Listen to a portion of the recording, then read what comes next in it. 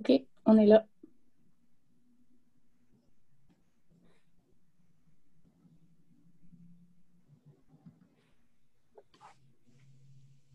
Bonsoir.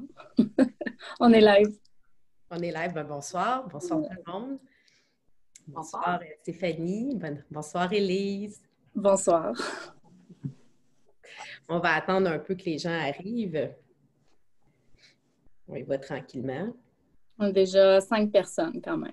Ah bien, bonjour. Bonjour les amis. Bonsoir les gens. Bon jeudi tout le monde. J'espère que vous allez bien à la maison. On est ce soir pour notre discussion d'Arena. On est en compagnie de Florence-Élise, notre habituelle. J'espère que tu as eu une belle semaine, Florence-Élise. Oui. Ça commence à sentir Noël, malgré tout. Oui. Puis là, tu es dans tes nouveaux bureaux. Oui. Oui. Et Stéphanie Poirier, qui est une femme qui a beaucoup d'expérience au niveau hockey, qui a été joueuse, arbitre, entraîneur, côté masculin, féminin. Elle est aussi, elle a fait de la formation auprès des coachs élites, des entraîneurs élites. Elle est assistante coach, comment tu dis ça? Entraîneur adjointe principale avec les Carabins à l'Université de Montréal. Et tu es en train de faire ta maîtrise en? Sciences de l'éducation avec un projet de recherche sur la formation des femmes dans le métier d'entraîneur.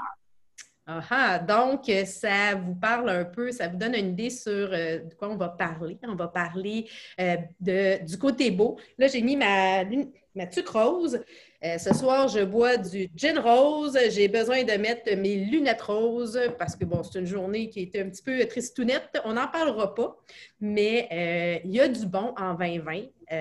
La bonne nouvelle, c'est sûr qu'on n'est pas encore arrivé à la parité et à ce qu'on veut, mais il y a eu quand même des grandes avancées. Il y a eu des belles nouvelles qu'on a sues d'ailleurs dernièrement.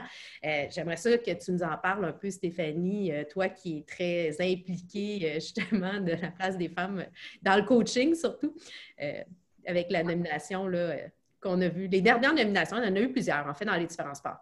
Oui, les dernières semaines ont été actives. C'est sûr que c'est beaucoup les saisons mortes dans tous les sports, donc ils renouvellent les équipes d'entraîneurs, ils changent les postes. Donc, c'est sûr que oui, c'est plein de bonnes nouvelles. C'est un début, c'est les premières, un peu, on peut, je pense, les appeler des pionnières, mais c'est vraiment un début des femmes qui prennent leur place dans des postes de décision sportive, dans des grandes organisations, dans les ligues majeures, peu importe que ce soit le hockey, le baseball, au niveau du football, le basket, qui est, on va se dire, quand même en avance sur les autres sports depuis déjà quelques années. Oui. Sur beaucoup de choses sont en avance, là, si on regarde au niveau des actions sociales, mais c'est sûr que ça, c'est emballant. C'est emballant pour les jeunes, c'est emballant pour les femmes qui sont là depuis longtemps, souvent qu'on entend très peu parler, mais qui travaillent puis qui font un travail tout aussi bon que n'importe quel collègue et peu importe le niveau. Bien, là, d'ailleurs, à la maison, si vous avez des questions, s'il y a des sujets que vous voulez qu'on adresse, Élise est là. Gênez-vous pas de nous écrire sur le chat, même si c'est d'autres sujets que vous voulez qu'on parle, soyez bien à l'aise que ce soit, on va rentrer, là, tu sais, c'est une discussion, là, fait que c'est pas une entrevue, on peut aller du coq à l'âne, ça ne nous dérange pas. D'ailleurs, commençons par faire un petit gin, hein? Santé tout le monde. Cheers. On a besoin de la santé. Santé. Oh! Hey, on est colorés, hein, ce soir? Oui, hein? Je pense qu'on a besoin de couleur. Là, tu as besoin de soleil, Stéphanie, c'est quoi tu bois? Oui, c'est un gin québécois, Artist in Residence. Donc, c'est un produit gatinois. Donc, j'ai fait un petit drink là, avec un jus d'agrumes pour ensoleiller un petit peu la soirée. Ah. Toi, Élise, c'est possiblement encore avec ton vin rouge. Italien. Italien. Mon italien, je dément pas. Je suis pas très alcool, fait que c'est probablement le seul alcool que je consomme. Donc, je vais y aller dans le classique que j'aime bien. Bien, moi, je suis allée, comme j'ai dit, dans un gin rose. J'avoue que j'ai acheté parce qu'il était rose. Je l'avoue. C'est ça qui m'a interpellée. Mais c'est à la SAQ aussi, ça vient de Montréal. Donc, c'est québécois, ça vient de Montréal, Madison Park Pink. Et c'est, je ramène tout le temps mes petites pastilles, là, hein? On aime ça, les pastilles. C'est la pastille florale. Donc, c'est un gin, justement, avec des arômes plus florales, là, ça dit. Hein? Je pense qu'on a besoin de s'étendre là-dessus. Mais, tu sais, ceux qui aiment le Hendrix, un Hendrix, c'est floral. Fait que ça, on est dans la même catégorie. Un peu plus goûteux. Moins comme, tu sais, justement, dans la baie de Genève, là, tu sais, mais c'est quand même très bon. Là, je l'ai mis. Moi, je le rends tout le temps très naturel avec de l'eau pétillante. Puis là, j'ai mis des petites framboises parce que ça faisait cute. Dans les autres gins québécois qu'on a, il y a le BRB Gin, le Bleu Royal, le Violette. Tu sais, c'est aussi des gins qui sont dans la catégorie des florales. Fait que moi, sincèrement, c'est correct, mais j'avoue que peut-être que je le prendrais avec d'autres choses. C'est le couper peut-être avec un peu de lime parce que c'est un petit peu plus... c'est un peu plus floral, là. Hein? J'ai de la suite des idées, là. Fait que c'est ça. Mais quand même, ça va bien se prendre. Je pense qu'avec la semaine qu'on a eue, tout le monde, on le prend un petit peu. Mais là, parlons du beau côté de cette semaine. Parlons justement de la place des femmes. Tu sais, je regardais, il y a eu un article dans le Journal de Montréal, 58 femmes dans les sports professionnels qui ont, au niveau opération sportive, là, on s'entend parce que c'est plus de femmes que ça. Tu sais, on l'a eu au rendez-vous femmes d'hockey, on a eu France-Margaret Bélanger. Elle n'est pas considérée dans ces femmes-là. On parle vraiment plus de celles qui touchent au niveau du hockey. Ellie Wickenheiser, qui a été la première, je crois, au niveau NHL, il y a 2 ans. Quand on regarde, ce que je comprends, c'est que les Maple Leafs de Toronto ont 5 femmes dans l'organisation. C'est ça, hein? Oui, je pense que c'est ça, effectivement, 5. Puis oui, Hailey est devenue la première, vraiment un coach. Et non juste dans l'équipe de soutien, malgré que c'est important, là, mais un vrai entraîneur sur la glace avec les gars, un entraîneur des habiletés. C'est sûr qu'étant une des meilleures joueuses de l'histoire, elle a quand même un bagage qui est super intéressant. Oui. Mais c'est sûr, quand on regarde Toronto, le directeur général, est très jeune. Carl Dubas, c'est au milieu de la trentaine. Donc, c'est sûr que ça vient aussi avec un bagage différent, ça vient avec une vue différente. Donc, c'est sûr que cette génération-là est peut-être plus enclin à ouvrir des nouvelles portes ou du moins accepter d'être présent puis d'entendre les options qui viennent, ce qui était peut-être moins le cas. C'est pas toujours le cas partout non plus, mais au moins, des gens comme ça, souvent, ils vont être plus attirés à voir les qualités de la personne au-delà de ses chromosomes. Mais là, vous parlez, excusez, vous parlez de femmes qu'on parle dans les médias et qu'on fait. Mais nous, on s'en rend compte, Isabelle et moi, qu'on fait la femme de hockey de la semaine. Il y a énormément de femmes qui sont impliquées dans les différentes ligues. Puis c'est beau à voir, puis j'en profite, là, j'ouvre une parenthèse. Si jamais il y a des gens qui nous regardent, vous avez des femmes à mettre en nomination, vous voulez les faire briller. À chaque semaine, on nomme une femme de hockey qui s'implique, soit par une bénévole, soit quelqu'un qui est impliqué dans l'organisation. Puis je me rends compte que c'est à tous les niveaux qu'il y a des femmes qui s'impliquent dans le hockey, puis des passionnés de hockey, là, qui sont probablement encore plus passionnés que bien des hommes dans l'organisation, puis qui ont ça à cœur.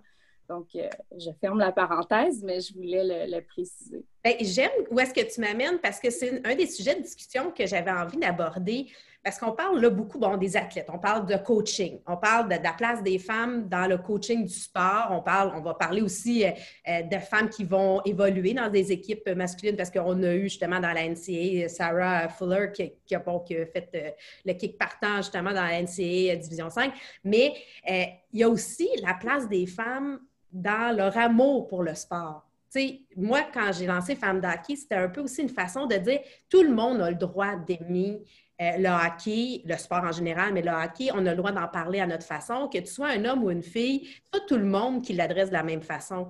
Tu sais, puis même chose, c'est qu'on peut rentrer dans la discussion des coachs, des entraîneurs.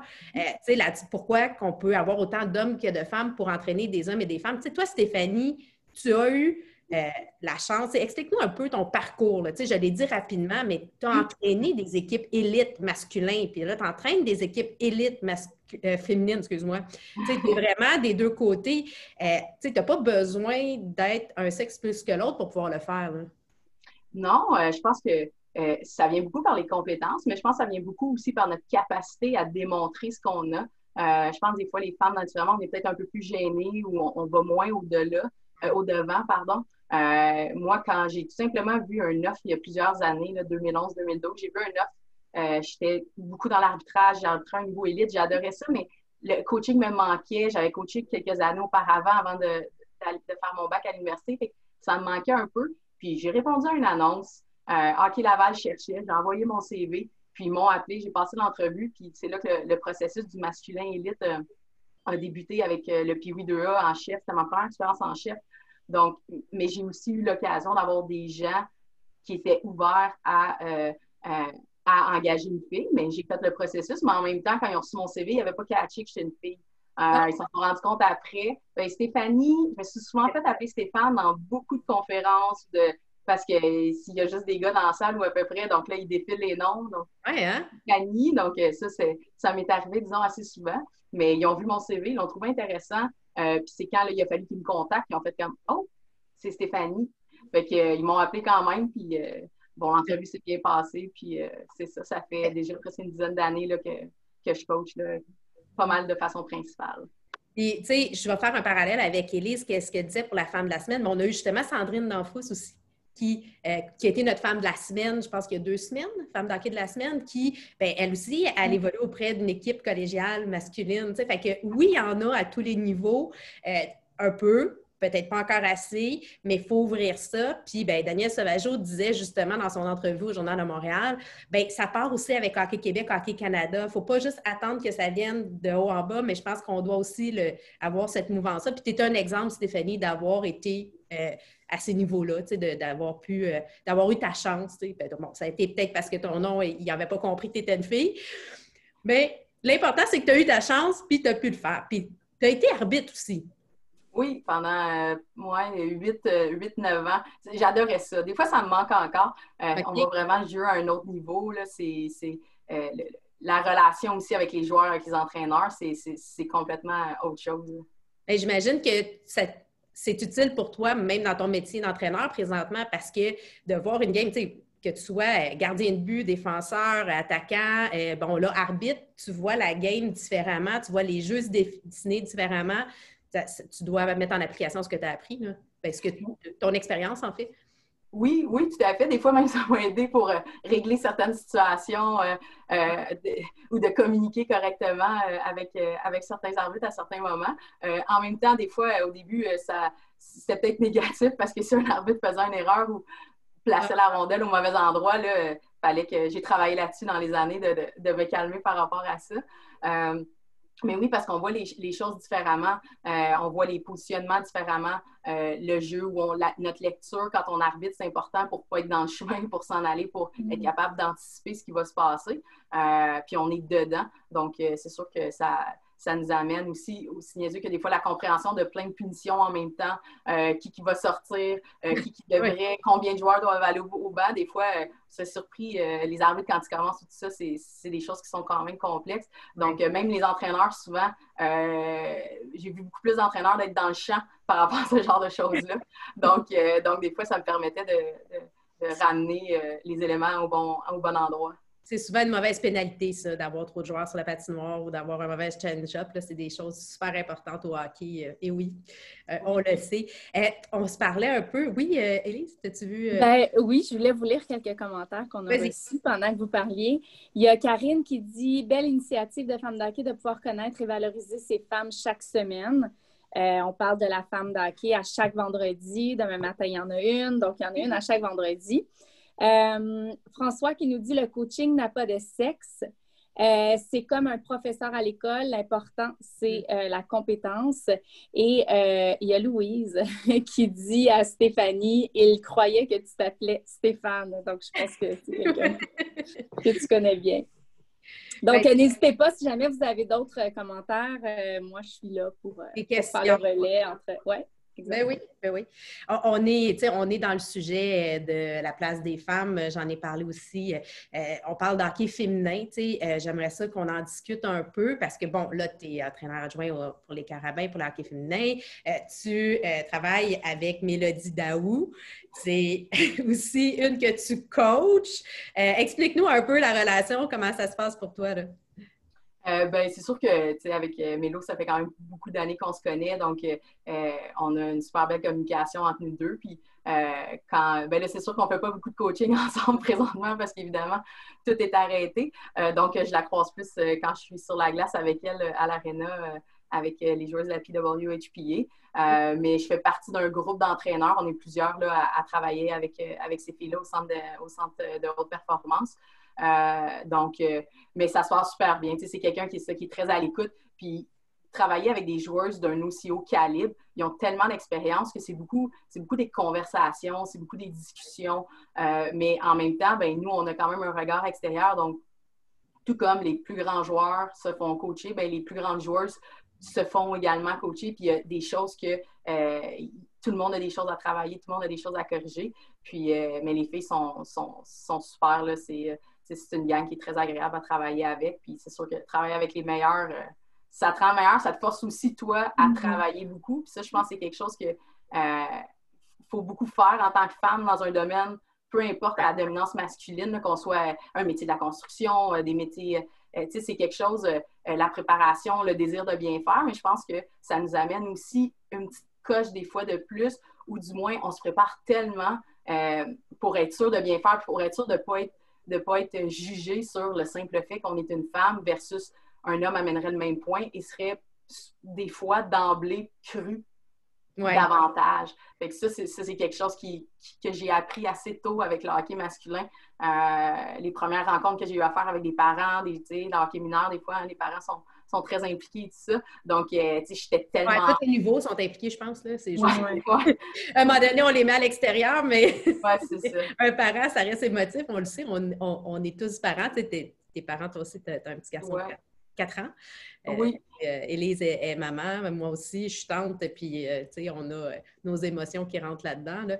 Mais tu l'as ressenti vraiment qu'il faut que tu fasses un pas supplémentaire, que tu sens que la critique va être plus forte que si tu étais un homme. T'sais, si tu étais Stéphane, ça ne serait pas la même chose que parce que c'est Stéphanie. Ouais. Bien, je ne sais pas si je dirais plus forte, je dirais plus facile en tout cas. Je pense que les gens, en général, les gens sont respectueux. Moi, peut-être que j'ai été chanceuse de rencontrer les bonnes personnes, mais j'ai toujours senti beaucoup de respect. Mais c'est sûr que quand tu arrives devant un groupe ou quand tu arrives en réunion, puis tu es la seule femme, ou il y en a 2, ou à l'arbitrage, on était 3 filles dans la région pour 106 ou 107 garçons. On faisait presque exclusivement du hockey masculin, parce qu'il n'y a quand même pas en volume tant de hockey féminin. Non. Donc, c'est sûr que tu veux toujours t'assurer d'être prêt, de contrôler la situation, ou du moins de bien connaître ce que tu as à connaître, puis d'être capable d'avoir une opinion qui est basée sur des faits. Donc, c'est sûr que oui, je pense qu'à la base, on arrive en général avec une petite coche de moins. Dans mes premières années d'arbitrage, j'entendais souvent « Ah, t'es quand même bonne pour une fille. » Non, je suis une bonne arbitre. Mes collègues sont des bons arbitres. Le sexe n'a rien à voir là-dedans, tout comme les filles se font dire hey, « T'es pas payée pour une joueuse de hockey. » Mais ça veut rien dire, mais en même temps, c'est de l'éducation. Puis plus il va y en avoir, moins c'est le genre de discours qu'on va entendre. Mais c'est sûr que ça arrivait fréquemment. Là, ça, et les visages choqués de... moi, combien de fois qu'on me dit « Ah, tu connais quand même ça, ton hockey pour une fille? » C'est ça, ouais. Ben là, pourquoi pour une fille, tu sais? Puis, tu sais, oui, je connais peut-être plus ça que certains gars, puis moins que d'autres gars, puis plus que certaines filles, puis moins que d'autres filles. Puis, tu sais, comme je connais mon hockey comme je le connais parce que, bon, j'ai ma passion, puis ça m'amène sur le point de, bien, comment j'aime consommer mon hockey. C'est peut-être pas de la même façon que toi ou que Élise, puis tu sais, d'une autre personne. Et c'est correct, tu sais. Il y en a qui aiment les statistiques, il y en a qui aiment écouter ça. Tu sais, soir, matin, ils veulent tout connaître, tout savoir. Tu sais, moi, je dis tout le temps, là, je suis pas très bonne avec les noms, je renomme tout le monde. Tu sais. Puis des fois, je donne des petits noms pour me rappeler. Tu sais. Fait que prenez-les pas personnels. J'ai pas une mémoire photographique des noms, mais j'ai une mémoire des émotions. Tu sais. J'ai une mémoire, je suis capable de me rappeler du jeu exactement. Tu sais, je ne serais pas capable de nommer le type de jeu, mais je me rappelle comment ça s'est passé, à quel moment, puis qu'est-ce que tu portais, puis quelle musique chantais, tu sais, que je jouais dans l'aréna, genre. Fait que, tu sais, je pense qu'il faut respecter ça, que chacun a sa façon, son niveau, puis, tu sais, c'est pas d'être plus ou moins, c'est juste qu'on apprécie ou qu'on coach aussi, parce que c'est aussi la chose en tant qu'entraîneur, que tu sois, dépendamment de ta personnalité, tu vas entraîner d'une certaine façon. Oui, tout à fait. Je pense que c'est beaucoup la personnalité du coach, ses valeurs, la manière qu'il transmet ses connaissances, qui fait une différence. qui va s'adapter à son public. Donc, comme tout le monde dans la vie, on s'adapte à notre public. Si on parle à un enfant de 8 ans, on ne lui parle pas de la même manière qu'on va parler à un ado de 15 ans ou à un adulte de 35. Donc, puis quand je donne des formations aux entraîneurs, on parle de communication, c'est souvent ça le message qu'on veut véhiculer, c'est qu'il faut s'adapter, peu importe. Donc, un homme qui coach une équipe de filles ou une fille comme moi à l'époque qui coachait des gars, bien, c'est sûr que je parlais pas... les choses que je disais, les commentaires étaient pratiquement les mêmes parce que les concepts sont les mêmes, mes connaissances ou ce en quoi je crois dans le coaching puis dans le hockey, bien, ça ne change pas. On s'adapte en fonction du jeu puis des choses qu'on travaille quand les jeunes ont 11-12 ans, bien, qu'on soit un gars ou une fille, bien, on va s'adapter à leur groupe puis ensuite, on va graduer en fonction du niveau du groupe, tu sais. C'est vraiment comme ça. Vincent nous disait, tu sais, je ne sais pas être un bon coach dans la Ligue américaine, pas sûr que je serais un bon coach au niveau novice ou puis oui, parce que mes forces sont rendues à ce niveau-là, puis ben, je suis habituée de coacher à un certain niveau. C'est pas la même façon que tu approches une game ou que tu vas développer un joueur parce qu'il a déjà acquis toute la base, tu sais. C'est un peu la même affaire. Puis des fois, ça peut... Moi, je vous écoute, puis honnêtement... ça a évolué. Ça a vraiment évolué parce que moi, je me souviens, j'étais tout petite. Oui. Puis moi, je suis tombée dedans dans le hockey très, très jeune. La famille, en Abitibi, tout le monde est très, très hockey dans ma famille. Puis, je me souviens, on allait à l'aréna tous les week-ends parce que c'était un cousin qui était sur la glace. Après ça, il y en a un autre qui embarquait. Puis, tout le monde était là pour encourager tout le monde. Mais les filles ne jouaient pas au hockey. Puis nous, on était dans notre coin, les cousines. C'était les cousins puis les frères qui jouaient au hockey. Puis il n'y avait pas de maman ou de... Les mamans étaient plus amener les collations, s'assurer que tout était là dans la poche de hockey, mais il n'y avait pas de rôle comme on le voit aujourd'hui. Donc, on vient, puis Isabelle, on est dans la même génération, donc on vient de cette mentalité-là où le hockey, c'était les gars, c'était les papas, c'était les fils. Les filles, on faisait soit de la danse le samedi ou du patinage artistique quand la glace était pour le patinage artistique, parce qu'il y avait 2 arénas, puis c'était comme ça. S'il y avait de la place, c'était le patinage artistique, mais on a connu ça. Donc, de voir l'évolution aujourd'hui, puis de se rendre compte que les femmes ont pris une place assez impressionnante, je trouve ça beau, je trouve ça le fun. J'ai quelques questions, mais je voulais poser une question avant à Stéphanie. Vas-y. Ce serait quoi ton but ultime dans ton coaching? Où tu aimerais te retrouver? Ce serait quoi ton rêve? Coacher quelle équipe ou quel niveau ou à quoi tu rêves? Oui, ça, c'est difficile. C'est sûr qu'il y a quelques années, j'aurais quand même dit Ligue américaine, Ligue nationale, quand j'étais vraiment dans la structure intégrée. Là, dans mon cas, j'étais à Laval-Montréal.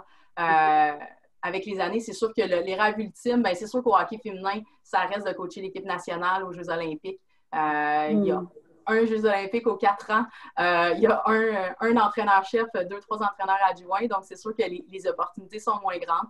On espère avec la nouvelle ligue là, qui devrait être créée d'ici quelques années pour le hockey professionnel féminin. C'est sûr que ça va être une super belle vitrine puis des belles opportunités de coacher les meilleures joueuses.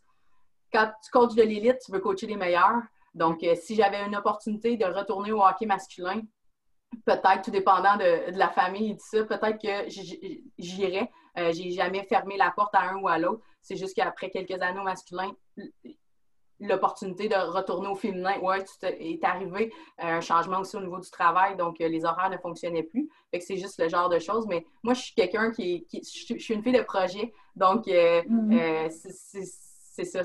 Moi, j'aime coacher l'élite, je dois avouer, puis c'est vraiment vers ça. Donc, mon objectif, c'est vraiment de coacher les meilleurs joueurs, joueuses possibles. Peu importe que ce soit des hommes ou des femmes. Oui, parce que puis c'est un challenge différent parce que le hockey est différent. On ne regardera pas nécessairement, il y a des aspects au hockey féminin qu'on voit moins avec les hommes et inversement, ne serait-ce juste, c'est sûr, évidemment, la mise en échec, mais la mise en échec, quand c'est une partie importante d'un jeu, c'est sûr qu'on développe différemment en tant qu'entraîneur. Fait que tes yeux de coach, on parle beaucoup de ça dans les formations. J'utilise souvent cette expression-là, c'est nos yeux de coach qui doivent nous dire qu'est-ce qu'ils font, c'est sur quoi on va travailler, sur quoi on veut focusser. Mais après ça, ben, c'est toujours un challenge, peu importe qu'on retourne avec des plus jeunes ou avec des plus vieux, ben, c'est de voir qu'est-ce qu'on est capable d'observer, puis comment on est capable de les amener à progresser, peu importe le niveau. Mais c'est sûr que c'est pas la même chose. L'élite versus le récréatif, c'est pas la même chose. Puis les deux sont aussi importants parce que le plaisir de jouer des jeunes, c'est cheesy, mais ça n'a pas de prix, mais c'est vrai parce qu'un sport en santé, c'est un sport que tout le monde joue. T'sais. J'étais tellement pour te dire, tu sais, l'important que tu sois élite ou récréatif, c'est le plaisir. On est d'accord, ça reste un... Tu sais, il faut jouer au hockey. On pratique le sport, c'est vrai, mais à la base, s'il n'y a pas de plaisir, peu importe ton niveau, on n'y arrivera pas, là. Ça sera pas... L'équipe ne gagnera pas. On l'a vu à des niveaux, NHL, Ligue américaine, junior majeur. On voit les équipes qui ont du succès, c'est ceux qui réussissent aussi à avoir du plaisir. Même les joueurs individuels, là, dans leur... ça fait partie de leur... Petite question, on avait des questions sur le chat.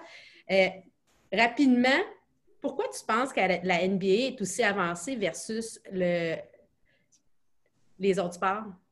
J'aurais de la misère à répondre au pourquoi, autre que, bien, on le voit socialement, les joueurs sont très impliqués dans la ligue, sont très impliqués au niveau des causes sociales. Est-ce que ça fait que la majorité des joueurs de la NBA sont des gens issus des minorités? Je ne le sais pas, mais ils ont toujours été très avant-gardistes. Ils ont toujours eu des commissaires qui sont assez avant-gardistes. Ils ont souvent été des pionniers. Adam Silver à l'époque. Donc, c'est... Mais ils sont... Moi, j'aime beaucoup ce qu'ils projettent.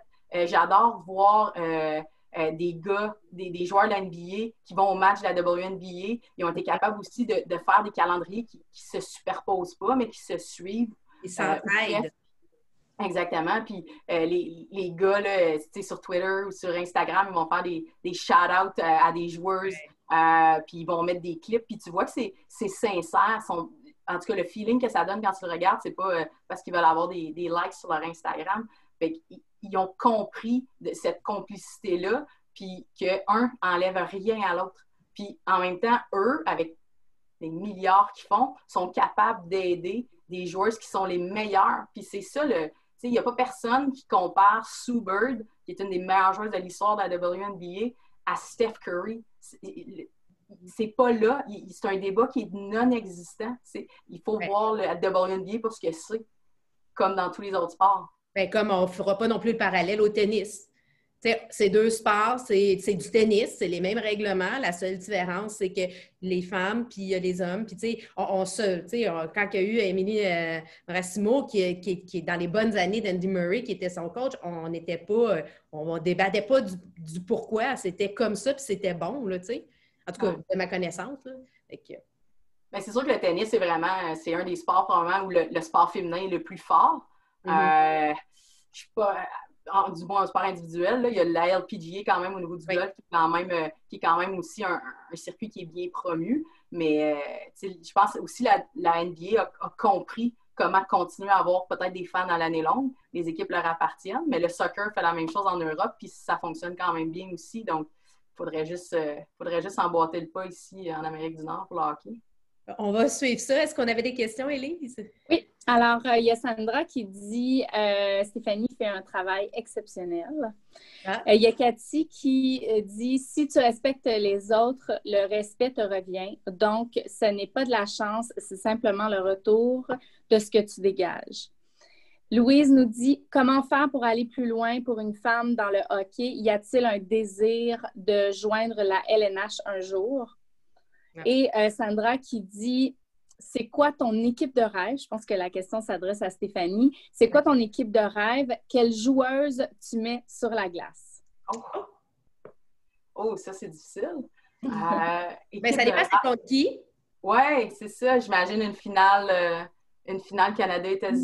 Mettons que c'est un match bébé. Je vais prendre des joueuses canadiennes.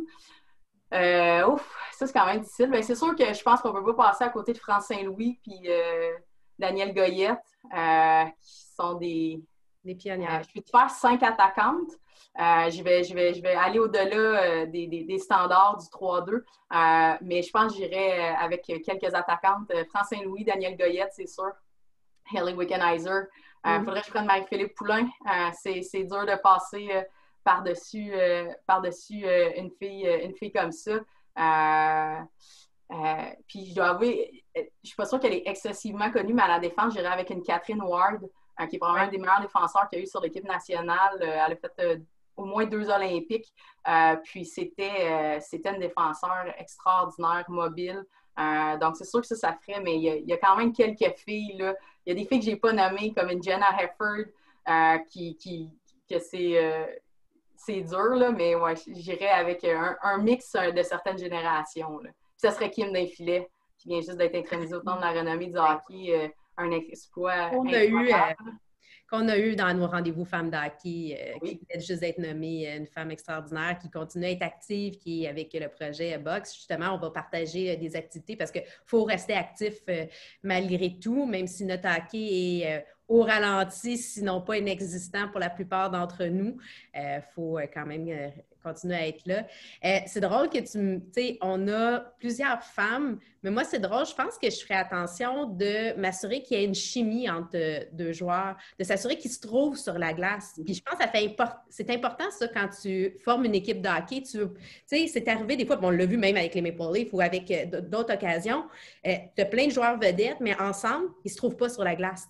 Fait que des fois, autant que tu peux avoir les meilleurs, c'est important de garder des fois des noyaux, puis d'être ensemble, puis quand tu es habitué de l'avoir, puis de faire une passe sur la palette à la bonne place pour pouvoir continuer, bien, ou ton repli, puis même dans des duos de défenseurs, tu dis, ce duo-là fonctionne bien, mais tu mets le même joueur avec un autre, puis ça ne fonctionne pas, tu sais. Oui, puis on le voit beaucoup maintenant, c'est sûr, avec les statistiques avancées, là, les pairings, les trios, on est capable de voir qui, en présence, a des meilleures statistiques offensives, défensives. Mais oui, cette chimie-là, tout le temps, ça, c'est certain. Dis-moi, as-tu des petites histoires à nous raconter? C'est sûr que tu dois en avoir plusieurs. Là. Là, on a parlé beaucoup de la place des femmes dans le sport et tout ça, mais tu dois en avoir une croustillante ou deux à nous partager, là. Croustillante. Ben, c'est sûr que au début, je disais qu'il faut souvent être très près. Quand on a eu le premier camp d'entraînement, là, la première année que j'ai été engagée au niveau du hockey masculin, moi, j'arrive à l'aréna, mon plan de pratique est fait, tout ça, je rentre. Et là, je sens qu'il y a comme un émoi, donc je vais voir la personne qui s'en occupe. Là, elle me dit, tu sais, ça s'est beaucoup parlé pendant l'été. Là, on est au début août, là. Il y a une femme, là, les gens sont très... comme il y a bien du monde là, pour une première pratique le 3 août d'un pee-wee à Laval, à l'Aréna Chemédé. C'est comme... moi, j'étais un peu naïve là-dedans. Je me disais, mais comment ça, ils ont su ça? J'ai été engagée comme au mois de juin. Le hockey est fini depuis longtemps. Tu vas apprendre que ces choses-là se parlent rapidement. Fait que là, tu sais, prépare-toi. Donc, j'embarque sur la glace. Je fais la pratique. Je me rends compte qu'il y a vraiment beaucoup de monde dans l'aréna. Tout le monde est dans les baies vitrées un peu, mais je fais mes choses. Puis quelques temps après, là, peut-être à la fin de la saison, ils m'ont dit que il y avait comme un plan de contingence parce qu'ils étaient contents de leur choix, mais en même temps, ils se disaient d'un coup que ça ne marche pas. Donc, ils avaient demandé à un des entraîneurs réguliers qui était là depuis plusieurs années d'avoir son stock. Puis si après quelques minutes, les choses allaient pas super bien, d'avoir quelqu'un parce que là, les parents sont demandants et tout ça, c'est la première fois qu'il y avait une fille. Puis moi, j'ai trouvé ça drôle, mais puis après, ils m'ont dit qu'ils ont vu la pratique après les 5 minutes, se sont dit, c'est beau, tu peux serrer ton stock, elle s'occupe de ses affaires, ça va bien aller. Puis, mais oui, je vois ta réaction, mais moi, je trouve ça, je peux comprendre l'élément du plan de contingence, de dire, c'est la première fois, on n'a pas d'expérience. On ne sait pas qu'est-ce que ça va donner, comment les gens vont réagir. Fait qu'au cas où, puis après ça, rapidement, ils se sont rendus compte qu'ils avaient fait le bon choix. Oui, mais est-ce qu'il y aurait eu la même réaction si ça avait été un homme? Mais moi, c'est là que je réagis. Pourquoi? Tu sais, je comprends que quand tu n'as jamais fait face à une situation, tu peux t'attendre à des réactions, mais de dire que je vais remplacer la personne sur la glace, plutôt dire non, on va s'assurer de parler aux parents, on va être présent pour dire les rassurer dans notre choix, mais de dire qu'on va remplacer, je ne sais pas, moi j'ai comme. Ils ne m'auraient pas remplacé. C'était juste d'embarquer pour venir m'aider. Tu sais, si les choses n'allaient pas bien, les jeunes écoutaient, ou tu sais, d'avoir un soutien de quelqu'un qu'ils connaissent. Mais tu sais, rapidement, ils ont fait comme on n'a pas besoin de ça, on va. Mais après ça, c'est moi qui embarquais pour aider les autres. Moi, personnellement, j'ai déjà enseigné à l'école. Puis, à un moment donné, c'était dans un plan dans un gouvernement, à un moment donné, ils mettaient de l'avant tout ce qui était artistique. Donc, il y avait le sport normal, comme on voyait volleyball, basketball, le ski de fond qu'on voyait à toutes les années qui revenait. Et là, ils voulaient donner un côté plus artistique. Puis j'étais chargée de cours à l'époque et on m'avait dit, essaye d'amener quelque chose de plus... donc, je m'étais dit, OK, ben moi, si vous me donnez le feu vert, je vais proposer du yoga pour enfants, ce qui est très bien. Puis c'est du sport, de les faire bouger autrement. Donc, il y avait quelques cours de yoga dans la session. Et j'avais amené, parce que moi, j'ai fait des cours de danse longtemps, j'ai enseigné, et j'ai dit, ben, on va y aller avec de l'expression corporelle. C'est pas de la danse, c'est de l'expression corporelle, c'est une façon de bouger, tout ça. J'avais des lettres de maman qui me menaçaient parce qu'ils ont dit, c'est pas vrai que mon fils va se mettre des collants. Mais j'ai jamais parlé de collants. Juste souvent, c'est les parents en arrière qui n'acceptent pas qu'il y ait quelqu'un qui est en avant de leurs enfants puis qui amène quelque chose de différent. Donc, oui, vu de même, c'est un bon parallèle. Ça peut amener à comprendre la réaction, puis c'est un bon point. Écoutez, ben, au moins, la bonne nouvelle, c'est que là, on en voit un peu plus des femmes. C'est pas encore exactement la parité. On est sur une bonne voie. Je pense que les dernières nominations sont de bon augure. On va continuer à suivre le dossier. Merci Stéphanie d'avoir été avec nous. Nous, c'est notre dernière discussion d'Arena de 2020. Hein? Il nous reste la semaine prochaine notre dernier rendez-vous Femmes d'hockey. Je me suis fait un cadeau, je vous fais un cadeau. Je ne vous dis pas encore c'est qui, mais ça va être de tout. En tout cas, moi, j'ai hâte. Là, je suis très, très, très excitée. Ça boucle bien la saison de Femmes d'hockey, la saison d'automne pour partir à Noël. Oui, ça clôt bien.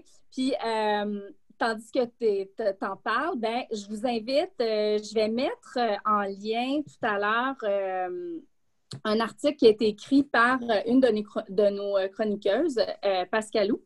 Oui. Et elle parle de guide cadeau. Donc, on a fait un guide cadeau et elle a fait un article pour présenter des guides cadeaux, entre autres celui de Femmes d'hockey.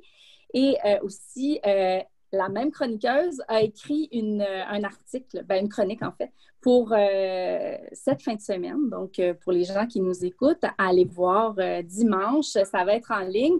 Puis c'est très intéressant, puis c'est dans le contexte d'aujourd'hui parce qu'on va parler comment bien paraître dans vos visioconférences, vos rencontres virtuelles, quoi mettre, quoi faire, quoi faire, quoi ne pas faire. Puis voilà, donc c'était... Disons qu'on s'attend à avoir beaucoup de parties de Zoom. Ça va être un Noël virtuel pour plusieurs, fait qu'on pourra au moins bien paraître. Puis, tu sais, moi, j'ai fait une soirée, j'avais une soirée gala pour la Fondation d'Hôpital Jean Talon. Puis, avec nos amis, on s'était comme fait une table, puis on s'est prêté au jeu. On s'est amusé à se mettre le haut, puis de se mettre en pyjama du bas, puis de se retrouver. Puis il y a moyen quand même. C'est pas pareil, je sais, je suis la première à boire mon gin pour me consoler. Non, c'est pas vrai, il ne faut pas faire ça, il ne faut pas boire pour se consoler. Mais ce que je veux dire, c'est que tout à fait. Fait que ne manquez pas ça. Notre guide cadeau, plein d'idées. Vous n'avez pas fait vos cadeaux encore. On peut les envoyer par la poste. On peut faire un Père Noël, Mère Noël de soi-même. Ne vous gênez pas. On a aussi des petits trucs là, sur l'édito on a fait paraître mardi, des petits trucs pour garder quand même un petit esprit de Noël. Fait que sur ce, merci encore Stéphanie. Tu as ta plateforme aussi, on n'en a pas parlé, mais tu te mets comme mission aussi de parler du sport au féminin, Sport F, Facebook, ton site web. Fait que les gens, allez voir ça pour suivre. Quand les Carabins vont reprendre aussi au jeu, on va pouvoir suivre ton travail et tu continues aussi à entraîner des entraîneurs, à coacher, en tout cas, à former. À former, oui. Quand ça va revenir, ça aussi. Là, on est en attente de beaucoup de choses, mais on a très hâte de retourner dans notre vrai métier. Donc, stay tuned. Lundi, je vous dévoile ma super surprise qui sera notre dernière invitée pour l'année 2020. Un petit spécial, un petit cadeau que je vous offre. Fait que sur ce, je vous embrasse, joyeuses fêtes, puis on va être quand même présent. On va dans les prochaines semaines, mais on va se prendre une petite pause pour bien repartir l'année 2021 du bon pied. Merci tout le monde. Merci.